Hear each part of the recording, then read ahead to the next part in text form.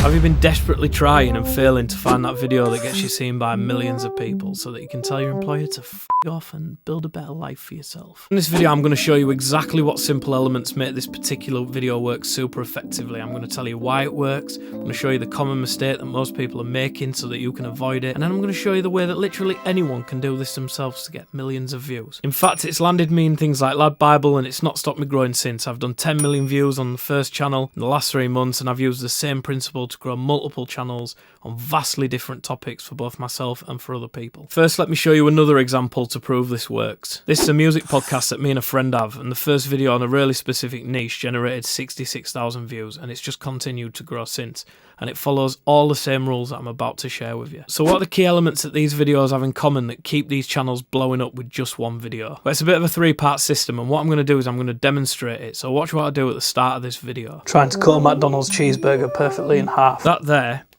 is 2 seconds. It's a hook that leaves every person who sees it asking the same one question. Can he cut it in half perfectly? And it adds a stake from the outset, and then every visual shot supports it. With it only offering sort of the viewer one real question, they know it's worth sticking around until the end because I'm definitely going to answer it.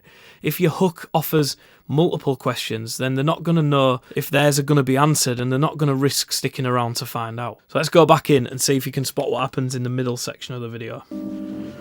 Oh, got some resistance. I'm hitting a gherkin. We're through.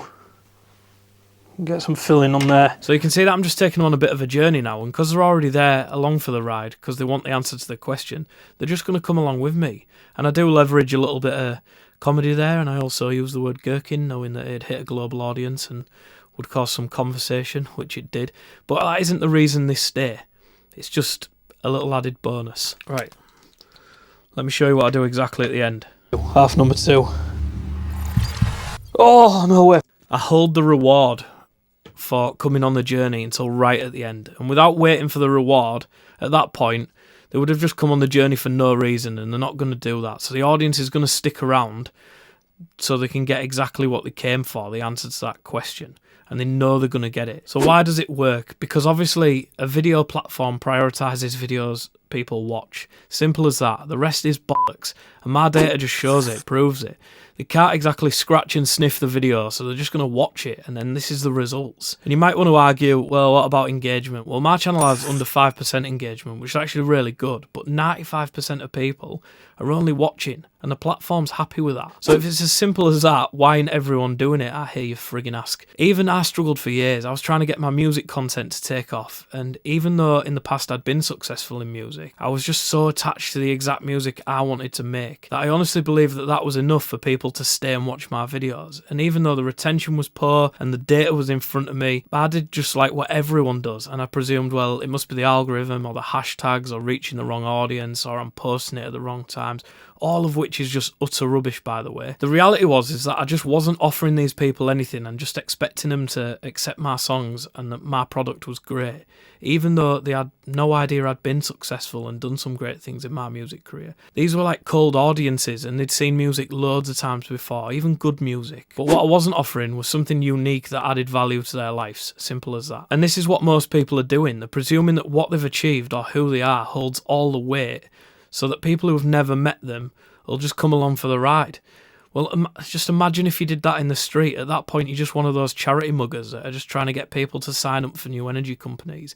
And if you could just friggin' swipe them off the town centre, then they'd be sailing over to the next village by now. You might have to create something you didn't want to make if it's what the audience wants to see. So how do you do that and make a video that's as easy as cutting a cheeseburger in half? Well, if you're going to hook someone and take them on a journey, ask yourself, what do most of the viral creators have in common that forces audiences to do that? And it's a bit like how perfume brands advertise by being friggin' weird and saying things like, are you nude but equally covered in bees? Because they can't visually convey a smell, can they? So then you have to find a way that you can visually reward people as if your message was a brand or a smell, rather than just expecting them to be interested. In a nutshell, they're using what I call a concept bigger than the brand. Okay, Aaron, but what does that look like, or even friggin' smell like, if you're telling me it has to smell? Well, there's 10 boring marketing psychology principles that I don't really friggin' know or care about. But basically, the one I think I'm closest to is called verbatim marketing, which is where you basically get people to remember a theme and not the brand. So, like how everyone just knows that I just cut shit in half. And that way, you don't have to call out like, are you a 34 to 35-year-old left-handed mother who only uses organic dog food? Just find a theme they love and they'll find you. Or if you're lazy and you just want me to find it for you, then just click the link in the description. But everything I've just told you is useless anyway, because there's still one huge issue that if you don't fix before you start filming, then your edit just won't work.